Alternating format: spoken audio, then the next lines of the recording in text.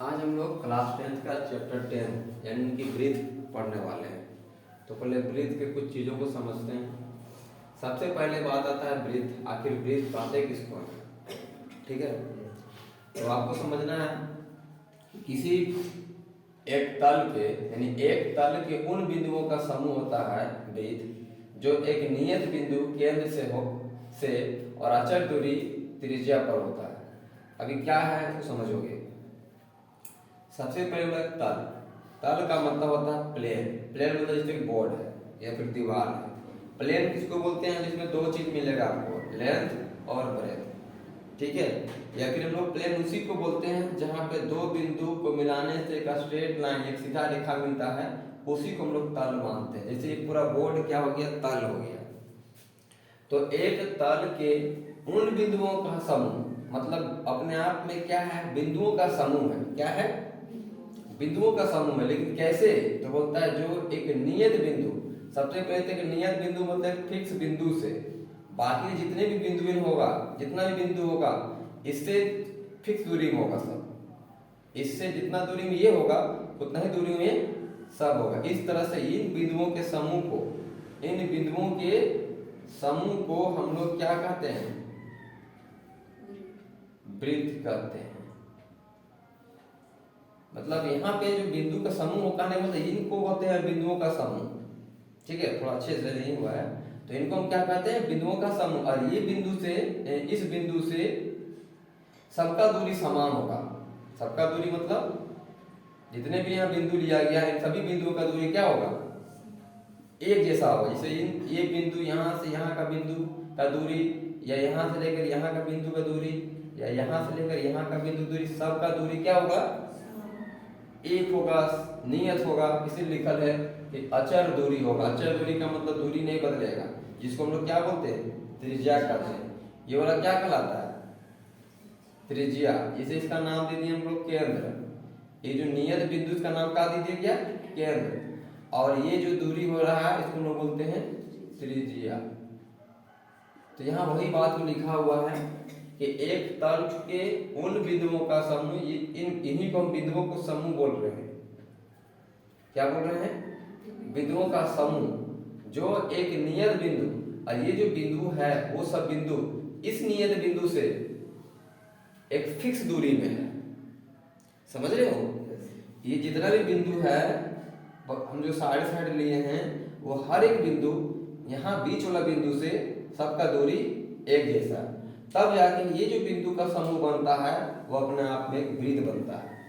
क्या बनता है, बात समझ में आया ना। तो ये जो बिंदु है बीच में, जिसको हम लोग ओ बोल रहे हैं, तो ओ वाला जो बिंदु है, यहाँ वाला जो बिंदु, उसको हम लोग केंद्र कहते हैं। क्या कहते हैं, केंद्र कहते हैं। और जो ये जो दूरी है, जैसे ओ से ये बिंदु अगर मान लेते हैं ए है, ये बिंदु मान ले बी है, ये बिंदु मान ले सी है, ये बिंदु मान ले डी है, ये बिंदु मान ले ई है।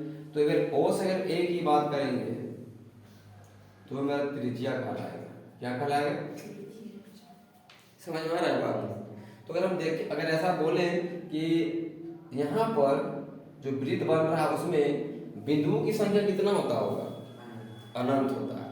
हम तभी बनाए ऐसे भी नहीं लगा ऐसे, यहाँ बहुत सामने सामने बिंदु होते हैं ऐसे। तो ये बिंदुओं का जो समूह होता है, अगर हम देखें ऐसा, अगर वृत्त खींचते हैं तो यह समझो अपने आप में बिंदु है पूरा।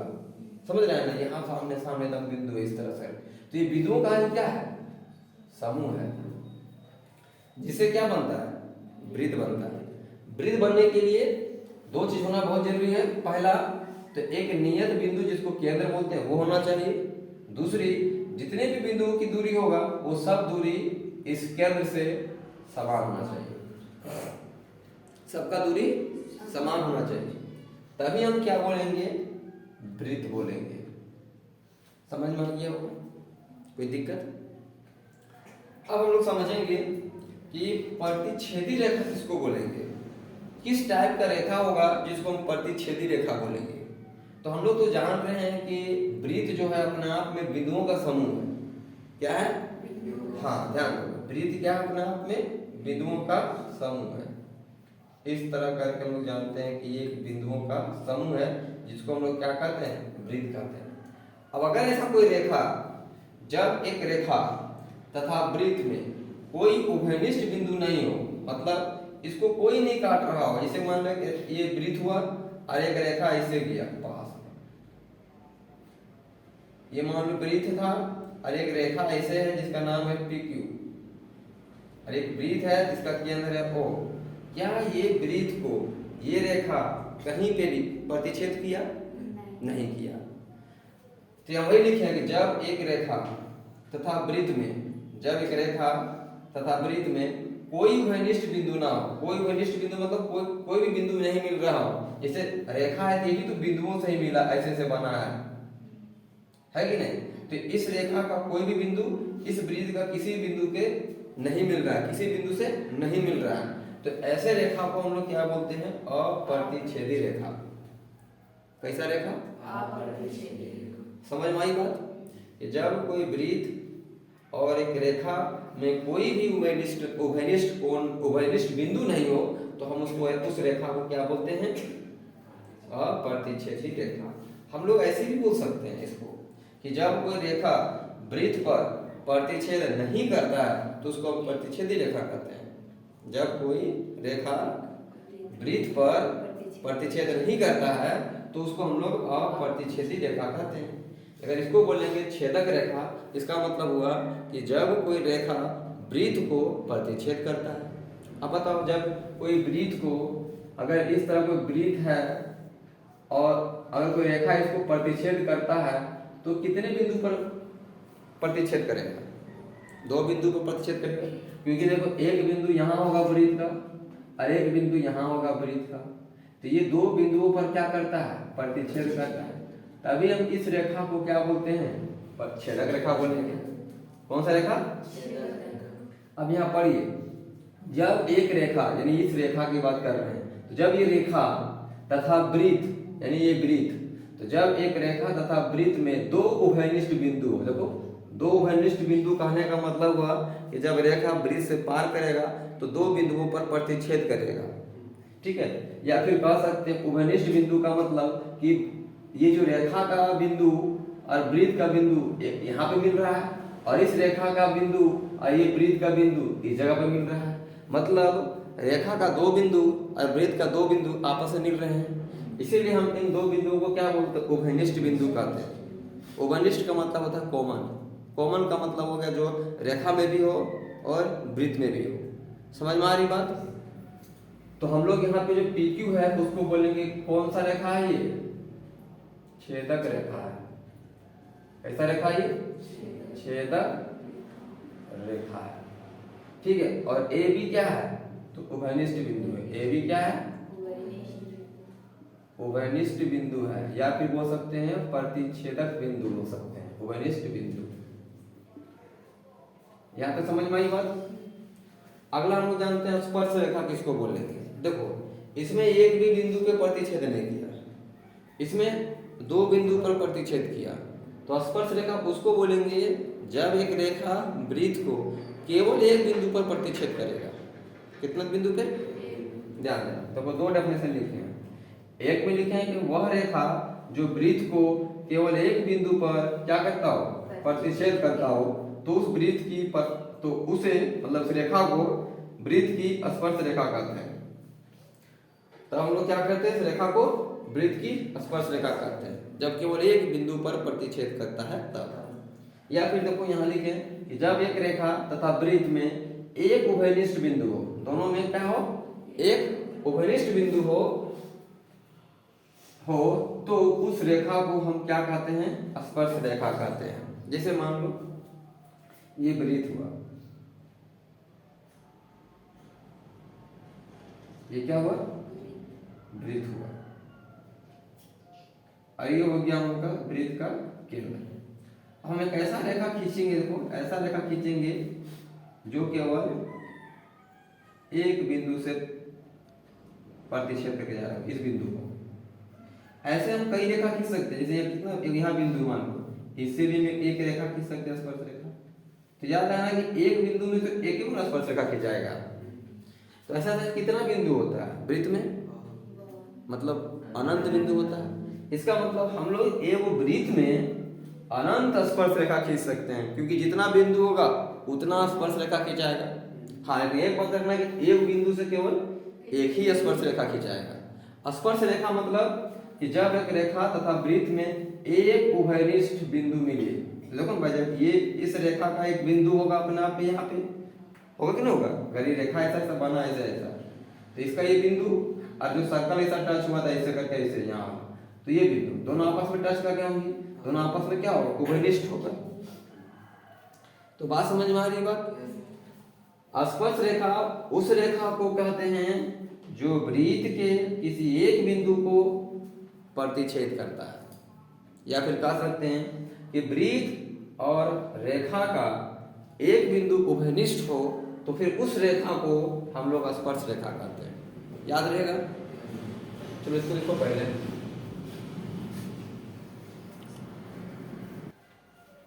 तो एक विशेष बात ये याद रखना है कि एक वृत्त की अनंत स्पर्श रेखा हो सकती है। कितनी स्पर्श रेखा? क्योंकि वृत्त पर अनंत बिंदुएं होती है। कितना बिंदु होती है? हाँ, वृत्त पर अनंत बिंदुएं होती हैं और हर एक बिंदु से एक स्पर्श रेखा हम लोग खींच सकते हैं। तो इसका मतलब हुआ कि हम लोग वृत्त पर अनंत स्पर्श रेखा खींच सकते हैं। अब ये प्रमेय है, इस प्रमेय को सिद्ध करते हैं कि इसमें क्या बोला जा रहा है। कहता है वृत्त के किसी बिंदु पर, या मान लीजिए वृत्त हुआ हम लोग का, क्या हुआ, ये वृत्त हुआ। अब ये वृत्त अपने आप में क्या है, बिंदुओं, बहुत बिंदु हैं, बिंदुओं का क्या है, ये समूह है। तो वृत्त के किसी भी एक बिंदु से, देखो मान लीजिए बिंदु है, एक बिंदु हम लोग इसको मान लें, तो वृत्त के एक बिंदु से, वृत्त के किसी एक बिंदु पर स्पर्श रेखा, तो हम लोग जानते हैं स्पर्श रेखा किसको बोलते हैं, जो इस पर ऐसे टच करके जाएगा, है ना, जो क्या करेगा, वृत्त को स्पर्श करके जाएगा, मतलब एक बिंदु पर ऐसे प्रतिच्छेद करेगा। तो इस तरह से देखो ये रेखा हुआ और ये बिंदु हुआ, किसका, वृत्त का बिंदु और रेखा का बिंदु दोनों एक जगह टच कर रहा है। इसका मतलब हो गया कि स्पर्श रेखा है। इस स्पर्श रेखा का नाम दे देते हैं हम लोग एक्स वाई, ठीक है। और जिस बिंदु पे ये मिल रहा है उस बिंदु का नाम दे देते हैं पी। और याद रखना वृत्त का बिंदु और रेखा का बिंदु, ये दोनों का बिंदु एक जगह है, तो हम लोग इस बिंदु को कहते हैं स्पर्श बिंदु। कौन सा बिंदु? हाँ, देखो लिखा हुआ है कि वृत्त के किसी बिंदु, तो वृत्त का किसी बिंदु मतलब ये स्पर्श रेखा, यानी ये स्पर्श बिंदु से जाने वाले, देखो स्पर्श बिंदु ये हुआ ना, तो अगर इससे हम त्रिज्या खींचेंगे, देखो त्रिज्या तो जान ही रहा है, ये लोग त्रिज्या होता है, वृत्त से जो मिलाएंगे धार में, कहीं भी धार मिला देते हैं, इस वृत्त पे मिला देंगे तो क्या कहलाता है, त्रिज्या कहलाता है। तो अगर हम इसको मान लेंगे O है और यहाँ अगर इसको मिला लेते क्या कहलाएगा, त्रिज्या कहलाएगा ना। तो कहता है त्रिज्या जो होता है वो लंब होता है, किस पर, स्पर्श रेखा पर। मतलब हम लोग ये सिद्ध करना है कि जो लाइन है, इस लाइन पर 90 डिग्री का कोण बनाता है। समझ में आया? यानी अगर स्पर्श रेखा है तो स्पर्श बिंदु के पास अगर हम क्या करें, स्पर्श बिंदु को वृत्त से मिला दे तो त्रिज्या कहलाएगा। तो वो त्रिज्या जो होगा वो स्पर्श रेखा पर लंब होगा। लंब मतलब 90 डिग्री का कोण बनाएगा। तो हम लोग जानते हैं कि एक वृत्त है जिसका क्या दिया हुआ है, केंद्र क्या है, O है। तो लिखेंगे O वृत्त का क्या है, केंद्र है। O वृत्त का केंद्र है। एक्स वाई क्या है, एक्स वाई स्पर्श रेखा है, जिसमें P क्या है, स्पर्श बिंदु है, स्पर्श बिंदु है। OP क्या है, OP त्रिज्या है, किसका, वृत्त का, है ना। तो लिख दिए O वृत्त का केंद्र है, एक्स वाई स्पर्श रेखा है, P स्पर्श बिंदु है तथा OP त्रिज्या है। और हम लोग को यही सिद्ध करना है, हमें सिद्ध करना है कि OP लंब है, किस पर, स्पर्श रेखा पर। OP लंब है स्पर्श रेखा पर। अर्थात लंब का मतलब ये हुआ कि OP उधर चले जाए y या फिर ओ पी इधर चले जाएं, ये दोनों किसके बराबर होगा? 90 डिग्री। मतलब उधर बोलो इधर बोलो तो रेखा है, रेखा का अगर एक तरफ 90 डिग्री है दूसरा का तरफ भी क्या हो 90 डिग्री होगी। तो हम लोग को ये दिखाना है, ये हम लोग देखिए ना, हमें सिद्ध करना है कि तो हम लोग यही दिखाना है कि ओपी एक्स वाई पर लंब, अरे जो लिखे हैं ये हम लोग को दिया गया है, समझिए दिया गया है ना, दिया है, दिया गया है कि ओ वृत्त का केंद्र है, एक्स वाई स्पर्श रेखा है, पी स्पर्श बिंदु है और ओपी आपका त्रिज्या है। हम लोग को सिद्ध करना है कि ये वाला जो दिख रहा है ये आपका लंब है, यानी त्रिज्या से जो त्रिज्या होगा वो स्पर्श रेखा पर लंब होगा, ये हम लोग को सिद्ध करना है। हम लोग आते हैं प्रमाण में, प्रमाण से पहले रचना करते हैं, एक रचना, रचना हम लोग क्या कर लेते हैं, स्पर्श रेखा पर एक बिंदु और ले लेते हैं जिसका नाम दे देते हैं Q, है ना। स्पर्श रेखा में, स्पर्श रेखा पर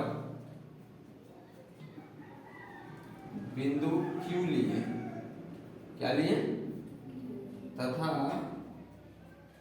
O से मिलाएं। किससे मिलाएंगे? देखो अगर O से मिलाएंगे तो ये से मिल जाएगा ना, मिलेगा कि नहीं मिलेगा? मिलेगा। अब हम लोग आते हैं प्रमाण में,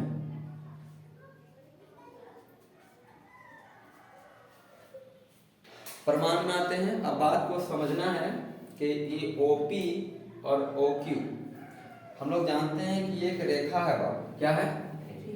अगर हम इसको मान लेते हैं, मान लीजिए केंद्र है, ये क्या है? केंद्र है O, और ये क्या है? रेखा है, स्पर्श रेखा जिसको बोल रहे हैं हम लोग। स्पर्श रेखा में इस जगह पे कौन है? P है, हम यहाँ पे P को खींचे, तो अगर हम इसका दूरी देखेंगे यहाँ से यहाँ का दूरी, फिर यहाँ से अगर मान लो ये बिंदु लिए, अगर यहाँ कोई बिंदु ले लिए, ये यहाँ कोई बिंदु ले लिए हैं, ये हम यहाँ कोई बिंदु ले लिए हैं, तो बस हमको ये बताओ आप लोग, जैसे यहाँ पे Q लिए हैं, यहाँ R लिए हैं, S लिए हैं, तो इस बिंदु से सबसे नजदीक में कौन होगा? कौन सा बिंदु सबसे नजदीक होगा? O से ये वाला दूर नजदीक है, या O से Q नजदीक है, या O से R नजदीक है? नजदीक कौन लग रहा है? बाकी सब क्या लग रहा है? इसका मतलब कि सबसे जो न्यूनतम दूरी है, सबसे न्यूनतम दूरी कौन है? P है ना। हम लोग जानते हैं कि जो सबसे न्यूनतम दूरी होता है वो अपने आप में क्या होता है? लंब होता है। क्या होता है? लंब होता है, क्योंकि इन सब की दूरियां देखो, अगर हम इसकी दूरी बोलेंगे, इसकी दूरी बोलेंगे, तो इससे तो दूरी तो अधिक है, और नहीं समझ में आता तो इधर समझ सकते हो कि सोचो अगर यहाँ से लेकर यहाँ तक का जितना दूरी होगा उतना ही दूरी यहाँ से यहाँ तक करना होगा, यहीं तक करना होगा, क्योंकि अगर ये त्रिज्या है तो यहाँ से लेकर त्रिज्या तो यहीं तक ना होगा। मतलब यहाँ से लेकर जो इतना सा ज्यादा जा रहा है, इससे साफ पता चल रहा है कि O से Q का दूरी और O से P का दूरी, तो O से लेकर Q का दूरी ज्यादा है और O से लेकर P का दूरी कम है। समझ में आ रहा है यहाँ पे? अगर हम ऐसा और भी कोई भी बिंदु ले लें तो इससे सब बड़े मिलेगा। तो हम यहाँ पे देखो प्रमाण में ये लिखने वाले हैं कि O से P तथा O से Q की दूरी क्या है? हम लोग जानते हैं कि O से जो P की दूरी है जिसको OP बोलेंगे, और O से जो Q बोल रहे हैं जिसको OQ बोलेंगे, इनमें ये दूरी बड़ा है। कौन बड़ा है? OQ। और हम लोग जानते हैं, हम जानते हैं कि सबसे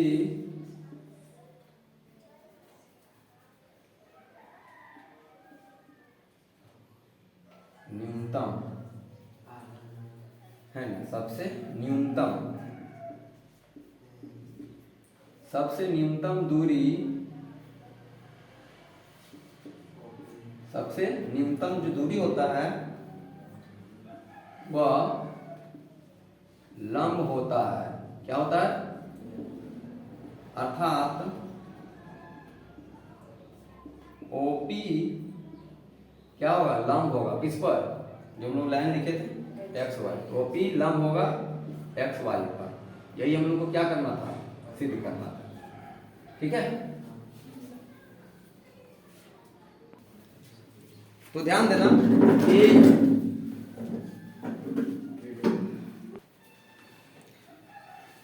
कि एक बात को कि ये जो रेखा होगा, ये रेखा अभी हम बताएं कि रेखा क्या है, लंब है। ये रेखा क्या है, तो ध्यान देना नोट में, ये देखो तीनों के बीच में क्या इन लोग का संबंध है। सो ये जो हो गया तुम्हारा लंब हो गया, OP क्या हो गया, लंब हो गया। PB जो होगा, P से Q जो हो गया PQ, तो PQ जो हो गया आपका आधार हो गया। क्या हो गया, आधार।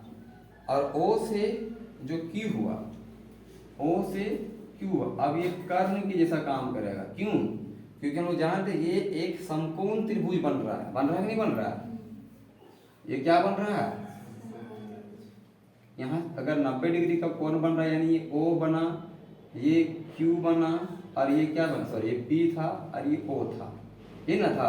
हम लोग जानते हैं कि ये लंब कहलाता है, ये आधार कहलाता है, और 90 डिग्री का कोण के सामने वाला जो भुजा होता है वो क्या होता है, कर्ण होता है। तो ये कर्ण कहलाता है, ये आधार कहलाता है, और ये आपका लंब। तो वही हम लिख दिए। अब हम लोग जानते हैं कि इन तीनों के बीच में एक संबंध होता है, मालूम है उसको हम लोग क्या बोलते हैं, पाइथागोरस प्रमेय। तो पाइथागोरस प्रमेय में इन तीनों को बीच में, इन तीनों के बीच में एक संबंध बताया गया है। उसमें यह बताया गया है कि जो कर्ण का स्क्वायर होता है, किसका स्क्वायर, वो अपने आप में लंब के स्क्वायर प्लस आधार के स्क्वायर के बराबर होता है।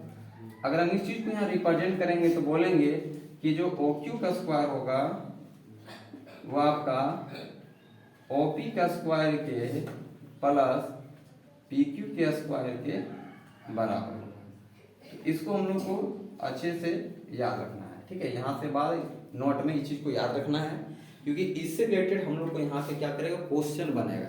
वो क्वेश्चन किस तरह से होगा तो ध्यान देना। जैसे बोल देगा कि ये एक वृत्त है, वृत्त का केंद्र हुआ, ये स्पर्श रेखा हुआ, बोलेगा कि वृत्त से स्पर्श बिंदु का बीच का दूरी मान लो 3 मीटर है। कितना है, 3 मीटर है। और स्पर्श रेखा में ही एक और बिंदु है और उसका वृत्त से केंद्र ऐसे दिया हुआ, मतलब केंद्र से उसका दूरी दिया हुआ है ऐसे। तो केंद्र से दूरी का दे दिया 5 है, तो बोलेगा कि स्पर्श बिंदु से लेकर इस बिंदु के बीच का दूरी क्या होगा। जैसे ये P है और ये Q है, बोलेगा इस दूरी को क्या बोलेंगे। तो हम लोग जानते हैं कि O से जो P बनेगा इस पर क्या होता है, तो भाई लंब होता है। क्या होता है, लंब होता है, यानी कि समकोण त्रिभुज जैसा काम करेगा ये। और जैसे समकोण त्रिभुज जैसा काम करेगा तो हम लोग इसमें क्या करेंगे, पुट करेंगे। तो अगर इसमें पुट करेंगे तो कैसे पुट होगा, तो डायरेक्ट हम यहाँ से पुट कर दे रहे हैं कि OQ, तो OQ कितना है 5 का स्क्वायर बराबर OP कितना है 3 का स्क्वायर प्लस PQ कितना है, निकालना है। अब इसको इधर भेज देंगे तो 5 का स्क्वायर हुआ 25, 3 का स्क्वायर कितना हुआ 9, इधर क्या बचा PQ का स्क्वायर। 25 में 9 जाएगा तो 16 बचेगा, ये PQ था तो PQ का स्क्वायर इधर आएगा क्या बनेगा, रूट बनेगा। और रूट से कितना निकलेगा 16 से, है ना। तो 16 से हम लोग जानते हैं 16 को लिख सकते हैं 4 गुने 4, हम लोग ये वो 4 निकलेगा। कितना निकलेगा, समझ में आया कि नहीं समझ में आया। 16 के अंदर हम लोग 4 इंटू 4 लिख सकते हैं। और स्क्वायर रूट का मतलब क्या होता है, अंदर से 2 में से 1 बाहर निकलेगा, यानी कि PQ बराबर कितना मिलेगा 4 मीटर। अगर सब लोग मीटर में है तो समझ में आई बात। तो इस तरह का क्वेश्चन हम लोग को यहाँ से बनेगा, क्योंकि ये अपने आप में एक समकोण त्रिभुज बन चुका है। समझ में आया, चलो ठीक है।